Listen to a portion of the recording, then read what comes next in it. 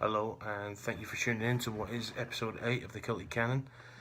Obviously, we're going to be speaking about the defeat to West Brom. No matter what side of the fence you sit on, whether you blame the players, the board, Wenger, or all of them, I personally think that all of them are responsible.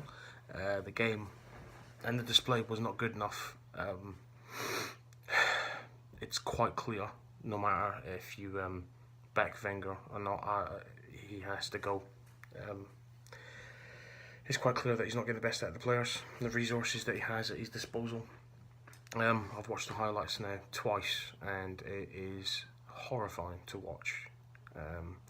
We were bulldozed, and it wasn't just physically. You know, everyone says, "Oh, bully Arsenal off the pitch," and that works. It wasn't just that. That the stats at the end showed that they had 8 shots on target to our 2, and yet we had 77% possession. It shows that we're not doing anything with it. Tony Pulis at the end of the game said that he knows on set pieces that Arsenal defend with 2 blockers and with zonal marking. If you can get past the blockers, then you're free.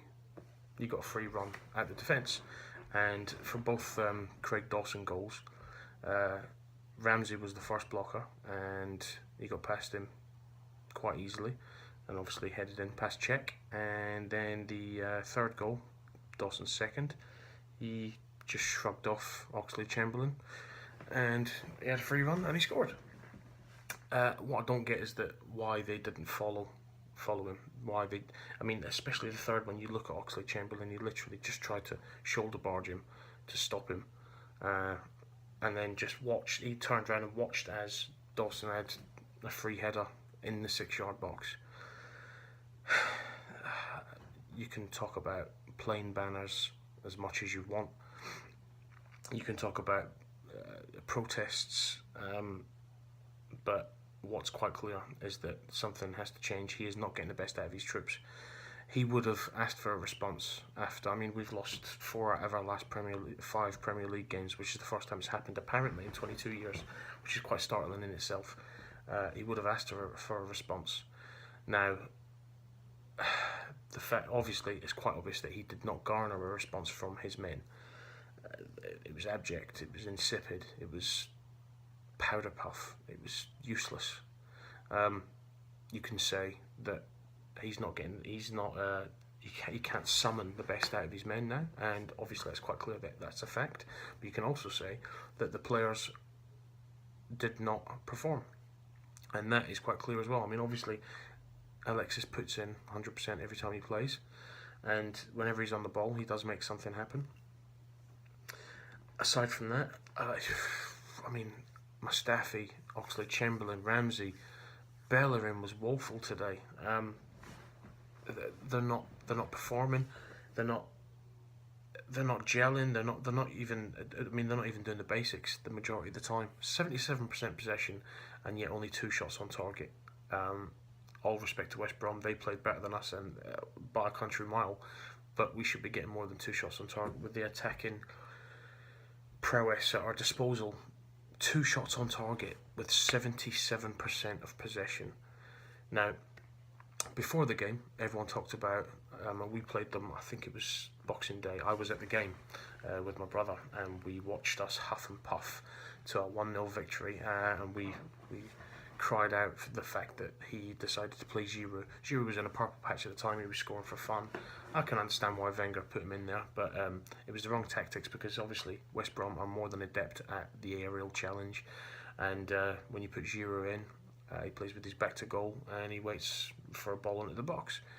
That's what Giroud does, and everyone thought that this game we would see a change of tactics, and that we'd learn from our errors, and we'd see that that's not the way forward, and we hit them with pace, because you got Craig Dawson, you've got Johnny Evans, and sometimes you've got Jonas Olsen, and sometimes you've got what's his name? The guy scores, Macaulay, and they're all weak to pace and movement. So we all thought that, put Welbeck in, Walcott, Oxlade-Chamberlain running off the ball, Sanchez running at them rather than peppering balls into the box, that would be the way forward. And to our surprise, he named Welbeck.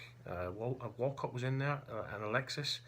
That was our front three, and we thought, okay, that's what we should be doing. And yet, it was a carbon copy of the first game, but only this time the score was vastly different. They had 2 banks of 4, and we just camped outside and we did our sideways passing, trying to stretch them a little bit. There was nothing. There was no probing. So you change the tactics to utilise our pace, and yet we don't utilise our pace. Is that instructions going missing on the pitch? Are they not coming through? Is Wenger not instructing them to use the pace? I mean, where is that going wrong? Wenger's not going to go out there and say, listen, you've got pace on the pitch. I want you to just do exactly as you did in the last game. That doesn't make any sense.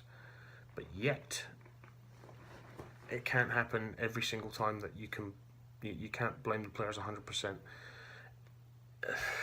Tactically, we are naive. I mean, just look at we're still zonal marking on corners. It's just, it's so infuriating. I don't even know what to say anymore. I mean, now we're still 5 points off 4th place. Yes, we've got a game in hand, but it's against Man City. Well, our next game is against Man City. Who knows? I mean, it was West Brom. West Brom, yeah, they're in 7th place, and yeah, they're playing really well. But it's West Brom. We're coming off the back of some awful results, and we should be bouncing back by now. It's now March. It's past the start of the business end of the season. We need to start to push on, and are we? No, we're not. There's a lot of talk about. I mean, David Ornstein on Twitter has proclaimed that Allegri's already met with Arsenal officials. Just look at his timeline; he mentions that. But Wenger's come out and said, obviously, that his decision will be coming very soon. The fact he's leaving us all hanging on is ridiculous, which makes me think that he's hanging on for a better time to announce that he's going to stay, because if he announced now, he would be lynched.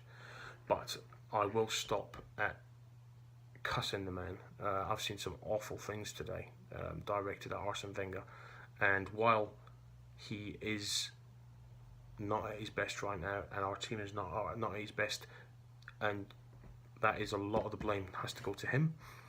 He some of the stuff on social media has been nothing short of horrific directed at him, and if you're an Arsenal fan, while he's still manager, you should not be subjecting him to abuse or attacking him verbally. You can criticise, and he's more than worthy of criticism, and he does need to go, of course, but we should not be attacking him the way I've seen people attack him. It's disgusting. We are Arsenal fans, and if you're an Arsenal fan, you should realise that Arsenal are a club that are synonymous with class, and what I've seen from some people, so the minority, has been horrific. I can't talk about the game anymore. I'll hopefully be back midweek. Obviously there's an international break, but I'll be back midweek to talk some crap. Hopefully there might be a ray of sunshine soon on the horizon, but the way I'm feeling right now, and the way all of us are feeling right now, we don't know where it's going to come from. Thank you for tuning in. I'm sorry it's such a sombre occasion, but I thought I'd keep up appearances, show my big old potato face, and thank you for tuning in, and up the Arsenal. Word to your respective guardians.